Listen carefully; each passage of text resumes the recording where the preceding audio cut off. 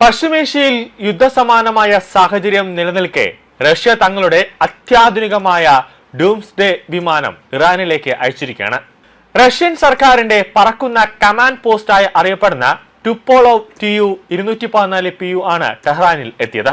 റഷ്യയുടെ അതീവ സുരക്ഷിതമായ വാർത്താവിനിമയ സംവിധാനങ്ങളും കമാൻഡ് ആൻഡ് കൺട്രോൾ സംവിധാനങ്ങളും സജ്ജീകരിച്ചിട്ടുള്ള വിമാനമാണിത്. പൊതുവായി ലഭിക്കുന്ന വിവരങ്ങൾ പ്രകാരം വിമാനത്തിൽ എൻക്രിപ്റ്റ് ചെയ്ത ആശയവിനിമയ ഉപകരണങ്ങൾ, സുരക്ഷിതമായ ഉപഗ്രഹ ലിങ്കുകൾ, ഉയർന്ന ഭീഷണിയുള്ള സാഹചര്യങ്ങളിൽ പോലും മുതിർന്ന ഉദ്യോഗസ്ഥർക്ക് സൈനിക സർക്കാർ പ്രവർത്തനങ്ങൾ ഏകോപിപ്പിക്കാൻ അനുവദിക്കുന്ന സമർപ്പിത കമാൻഡ് ആൻഡ് കൺട്രോൾ കഴിവുകൾ എന്നിവയുണ്ട്. അതുകൊണ്ടാണ് Tu-214PU ഒരു റഷ്യൻ ഡൂംസ്ഡേ വിമാനമെന്ന ഔദ്യോഗിക വിശേഷണം നേടിയത്. ആണവ കമാൻഡ് ദൗത്യങ്ങൾക്കായി പ്രത്യേകം രൂപകൽപ്പന ചെയ്ത വലിയ തന്ത്രപരമായ വായുവിലൂടെയുള്ള കമാൻഡ് പോസ്റ്റുകളിൽ നിന്ന് ഇത് വ്യത്യസ്തമാണെങ്കിലും ഒരു പതിവ് VIP ഗതാഗതമായി സേവിക്കുന്നതിന് പകരം കരയിലുള്ള ആശയവിനിമയങ്ങൾ തകരാറിലായാൽ കമാൻഡിന്റെ തുടർച്ച നിലനിർത്തുക എന്നതാണ് Tu-214PUയുടെ ലക്ഷ്യം. അതുകൊണ്ട് ടെഹ്റാനിലേക്കുള്ള ഇതിന്റെ വിന്യാസം ഒരു സാധാരണ നയതന്ത്ര വിമാനയാത്രയായി കണക്കാക്കപ്പെടാൻ സാധ്യതയില്ല.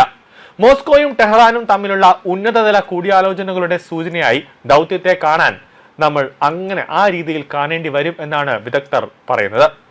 വിമാനത്തിന്റെ വരവിനെ ഉദ്ദേശം റഷ്യയോ ഇറാനോ പരസ്യമായി വെളിപ്പെടുത്തിയിട്ടില്ല. എന്നിരുന്നാലും ഇറാൻ നിരന്തരമായ സൈനിക സമ്മർദ്ദം നേരിടുന്നതിനാൽ ചർച്ചകളിൽ സൈനിക ഏകോപനം, രഹസ്യാന്വേഷണ കൈമാറ്റം, പ്രതിരോധ സഹകരണം അല്ലെങ്കിൽ ആകസ്മിക ആസൂത്രണം എന്നിവ ഉൾപ്പെടുമോ എന്നതിനെക്കുറിച്ച് സ്വാഭാവികമായും ചോദ്യങ്ങൾ ഉയരുകയാണ്.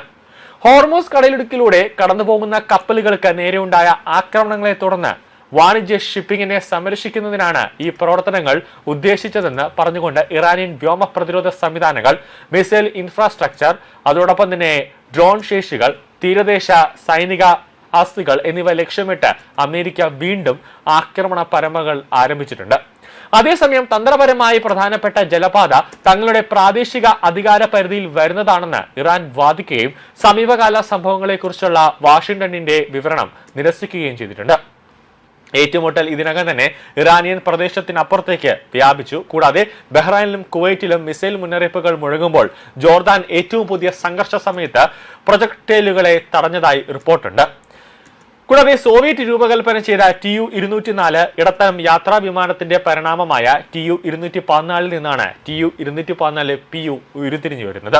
ആദ്യം ഒരു സിവിലിയൻ വിമാനമായി വികസിപ്പിച്ചെടുത്ത ഈ പ്ലാറ്റ്ഫോം ക്രമേണ നിരീക്ഷണ വിമാനങ്ങൾ, ആശയവിനിമയ പ്ലാറ്റ്ഫോമുകൾ, ചരക്ക് ഗതാഗതം, എക്സിക്യൂട്ടീവ് ഗതാഗതം എന്നിവ ഉൾപ്പെടെ നിരവധി പ്രത്യേക സൈനിക വാഹനമായി മാറി. സാധാരണ യാത്രാ വിമാനങ്ങളിൽ നിന്ന് വ്യത്യസ്തമാക്കുന്ന വിപുലമായ പരിഷ്കാരങ്ങൾ ഉൾപ്പെടുത്തിയിട്ടുണ്ട്. പ്രത്യേകിച്ച് സുരക്ഷിത ആശയവിനിമയങ്ങൾ, ഇലക്ട്രോണിക് സംവിധാനങ്ങൾ, സംരക്ഷിത പ്രവർത്തനശേഷികൾ എന്നിവ ഈ വിമാനത്തിലുണ്ട്.